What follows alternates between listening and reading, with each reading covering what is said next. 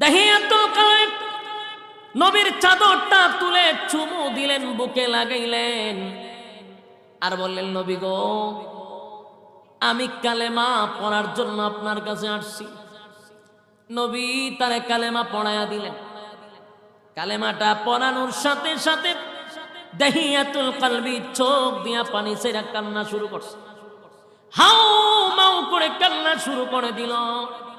আল্লাহর নবী বলেন, দাহিয়া রে, আমি তো তোমার জোর করে কালেমা পড়াই নাই, আমি কালেমা পড়ার জন্য তোমাকে কোনো চাপ দেই নাই, বাধ্য করি নাই তোমাকে কালেমা পড়ার জন্য। কালেমা পড়ার কারণে তোমার ধর্মের জন্য কি মায়া লাগছে? চোখ দিয়া পানি চাটতেছ, শুধু তাই নয়, হাউ মাউ করে কান্না শুরু করছে। দাহিয়াতুল কালবি বলেন, এই জন্য কান্দি না, কারণ আমি তো ইচ্ছা আপনার কাছে আসছি কালেমা পড়ার জন্য। আপনি আমাকে বাধ্য করেন নাই, আপনি আমাকে চাপ সৃষ্টি করেন নাই, কিন্তু আমি স্বইচ্ছায় কালেমা পড়ছি, এই জন্য তো আমি কান্দি না। কেন কান্দ? নবী গো, আমি যে কালেমা পড়ছি, আমার আল্লাহ কি আমার অতীতের পাপ মাফ করে দিব? নবী কয়, হ্যাঁ, সব মাফ করে দিব। দাহিয়াতুল কালবি বলেন, আমার মতো গুনাহগারও মাফ করব? নবী কয়, হয়, মাফ করব। দাহিয়াতুল কালবি আবার বলেন, আমারে মাফ করব? বলে, হ, মাফ করব। কইতে কেমনে? কেমনে গো, আমার মতো গুনাহগার কেউ কি মালিক? মাফ করব কেমনে গো নবী, আমার মতো গুনাহগারে মাফ করব?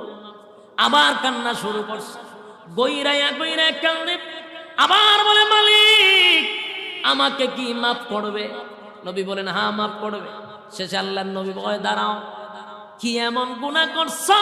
বলতে গিয়া তুমি বেহুশ হয়ে যাও, কান্নায় তুমি তোমার মুখ বাঁচায়া দিচ্ছ।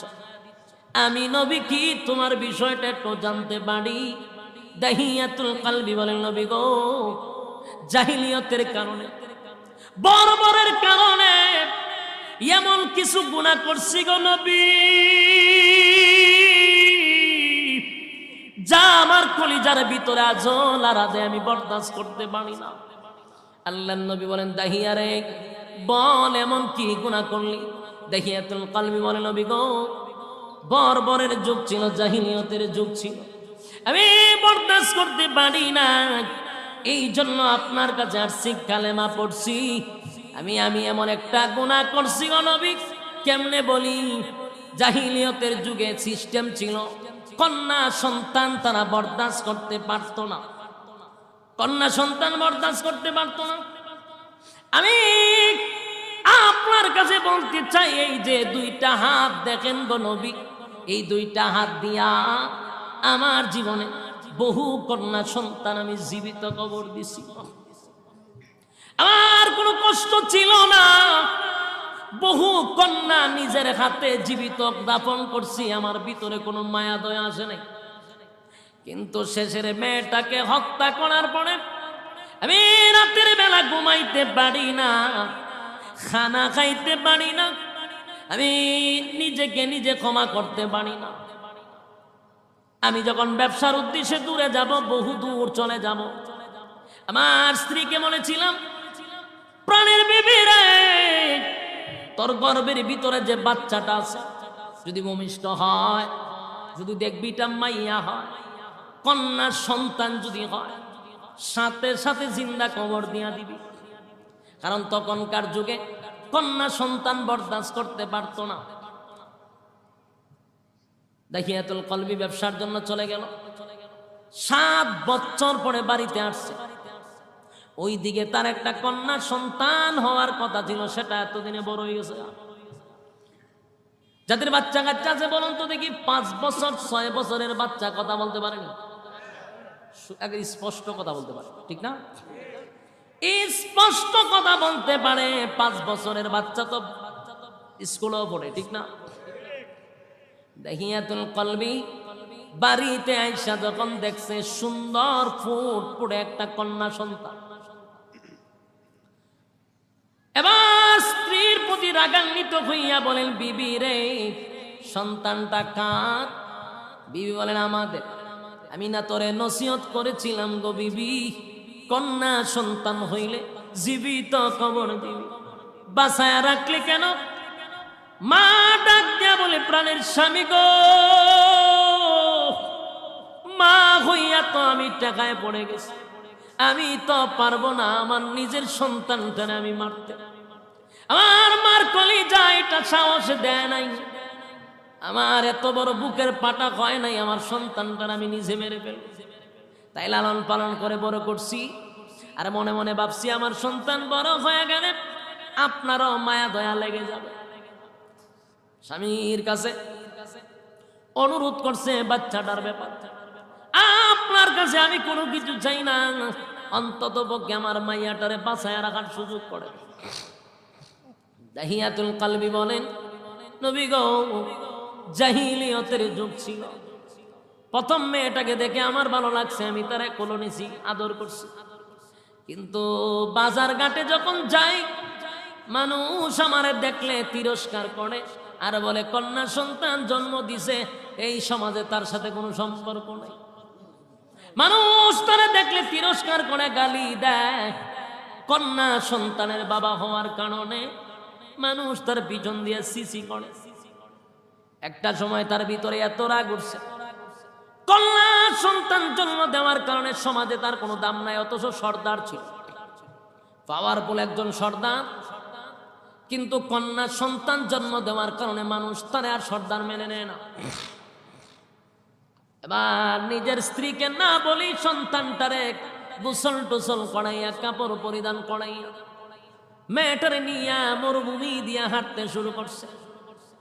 আগেই সেই জায়গাতে কোদাল আর টুকরি রেখে আসছে। মেয়েটারে যখন নিয়ে গেল মরুভূমির মাঝখান দিয়া, যখন নিয়ে গেছে একটা জায়গায় গিয়া মেয়েটারে দাঁড় করাইয়া দাহিয়াতুল কলবি কোদাল দিয়া গর্ত খনন করতে শুরু করছে।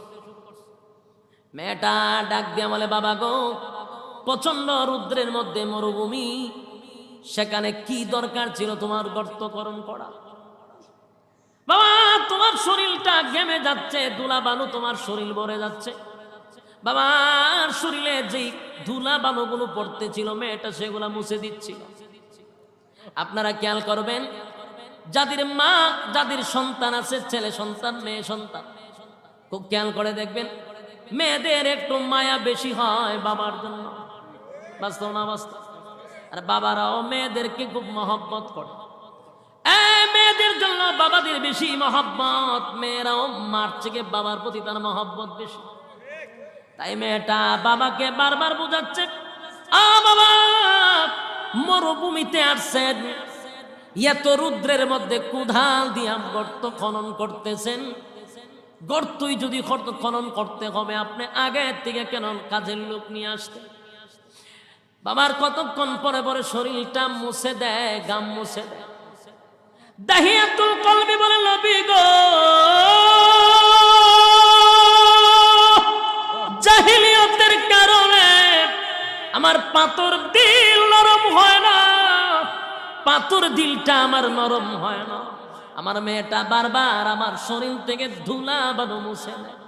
গর্ত খনন করা শেষ, আমি আমার মেয়েটারে তাপা দিয়া দৌড়ে ধাক্কা মেরে গর্তের মধ্যে ফালাইয়া দিলাম।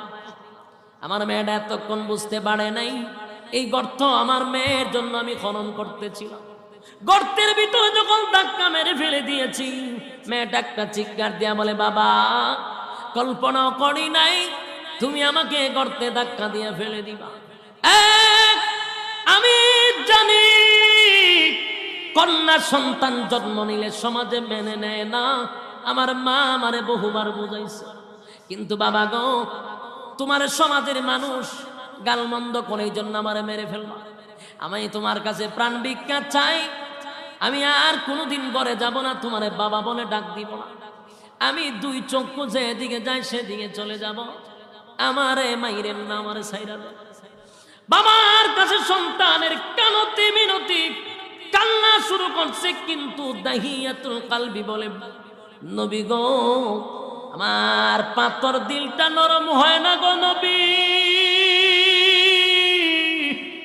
আমার মেয়ের কান্না আমার দিল নরম করে না।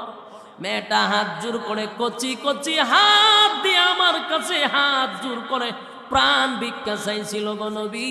আমি আমার সন্তানের দিকে না তাকাইয়া পাথর নিয়ে আমার মেয়ের শরীরের উপরে যখন আমি আঘাত করলাম, রক্তটা ছিটে আমার শরীরের মধ্যে পড়লো।